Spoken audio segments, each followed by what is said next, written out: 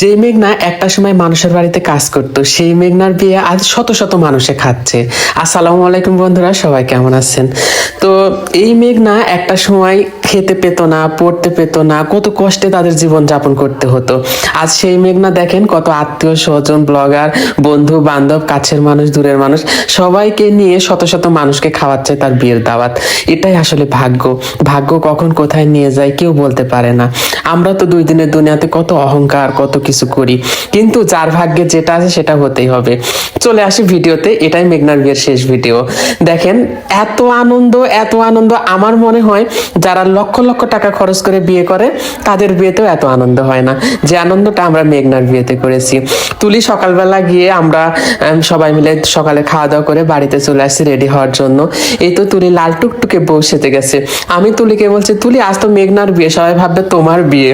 তো যাই হোক, একটু মজা করছিলাম তুলিকে নিয়ে। আজকে তুলি যে সুন্দর শাড়িটা পরে আছে, এই শাড়িটার নাম হচ্ছে বউ শাড়ি। এই শাড়িটা আপনারা পেয়ে যাবেন সুমাইয়া ফ্যাশন বিডি এই ফেসবুক পেজে। এই ফেসবুক পেজ থেকে আমরা শাড়িটি নিয়েছি শুধুমাত্র মেঘনার বিয়ে খাওয়ার জন্য। মানে মেঘনার বিয়ে আর আমরা আনন্দ করবো না, সেটা কি হয়?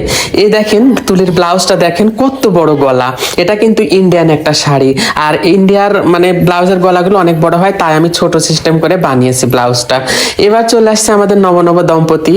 একটা গেল হচ্ছে মৌমতিউর, এবার আসছে আমার ছোট বোন। আর এই তো আমাদের সুন্দরী বোন, মানে নাচে রূপে গুণে সব দিকে সুন্দরী। আর এই তো একদম সেরা কাপল আমাদের মিতালি আর রিফাত, যাদের কোনো জুড়ি হয় না। তো যাই হোক, সবাই মিলে সুন্দর করে সেজে গুজে ছাদের উপর একদম একটু ট্রেন্ডিং ভিডিও করছিল, আর মানে সবাই গল্প করছিল। এদিকে আরেকটা মজার বিষয় হচ্ছে আমরা কিন্তু বরপক্ষ। যেহেতু মেঘনার জামাই বাড়িতে তেমন কোনো অনুষ্ঠান হচ্ছে না, শুধু মেঘনার বাড়িতে অনুষ্ঠান হচ্ছে, ওইখান থেকে মাত্র কয়েকজন আসবে মেঘনাকে নিতে। এটা হচ্ছে মেঘনার জামাই, আর আমরা জামাই পক্ষ। আগেই তো বললাম। তো জামাই প্রথমে আমার বাসায় আসে, আমার বাসাতে এসে সাদা পাঞ্জাবি, পায়জামা, মুকুট সবকিছু আমরা পরাই দিই জামাইকে। আমরা এখন একদম টোটালি বরপক্ষ। তারপর এই দেখেন আমাদের বাড়ি থেকে আমরা একসঙ্গে বের হচ্ছি, জামাইয়ের কয়েকটা বন্ধু আর জামাই মিলে।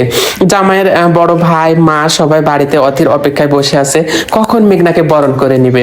গহনা গাতি সবকিছু নিয়ে বসে আছে তারা, যে মেঘনাকে তার ছেলে নিয়ে গেলে বরণ করে নিবে। এইদিকে বর তো বউয়ের মুখ দেখার জন্য ব্যস্ত, যদিও ফোনে তারা টুপুস টাপুস করে সবসময় প্রেম করে, কথা বলে। আর বিয়ের কাজটা আমরা আগে সেরে ফেলেছি, মানে বিয়ের আগের দিনে আমরা বিয়ের কাজটা সেরে ফেলেছি। আজকে শুধু অনুষ্ঠান হচ্ছে। মেঘনার মা মেঘনাকে আর তার জামাইকে মিষ্টি খাওয়ায় দেখেন ছেলেটাকে উপহার দিল। মানুষের জামাই মেয়েকে মিষ্টি খাওয়ায়, টাকা উপহার দেয়, অনেক কিছু দেয়, কিন্তু মেঘনার মা মেঘনার ছেলেকেই তার জামাইকে উপহার দিল।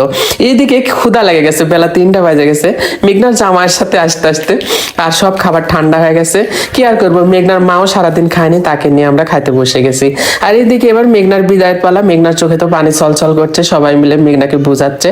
তো সবাই মিলে মেঘনার জন্য দোয়া করবেন। আমি একটা কথাই বলবো, মেঘনার এবার বিদায়, দুজনে চলে যাচ্ছে।